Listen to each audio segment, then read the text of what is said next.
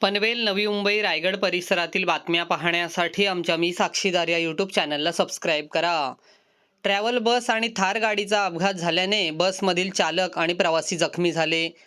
या अपघाताप्रकरणी थार गाडीवरील चालकाविरोधात पनवेल तालुका पोलीस ठाण्यात 14 मे रोजी गुन्हा दाखल करण्यात आला.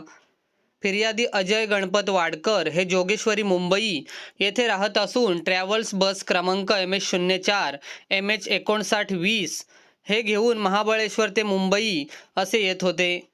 HSP ट्रॅफिक पोलीस चौकी आजिवली पुणे मुंबई एक्सप्रेस हायवे येथे ट्रॅव्हल बस आली असता थार गाडी क्रमांक MH120045 वरील चालकाने पनवेल एक्झिट नो एंट्री मार्गे रस्त्याच्या विरुद्ध दिशेने गाडी चालवली आणि धोकादायक स्थितीत एक्सप्रेस हायवेवर वळण घेऊन मुंबई दिशेकडे जात असताना अचानकपणे एक्सप्रेसवरून जाणाऱ्या ट्रॅव्हल बसच्या समोर आला आणि ट्रॅव्हल बस व थार गाडीचा अपघात झाला. या अपघातात फिर्यादी अजय वाडकर आणि काही प्रवाशांना किरकोळ दुखापती झाल्या. या अपघातात दोन्ही गाड्यांचे नुकसान झाले आहे.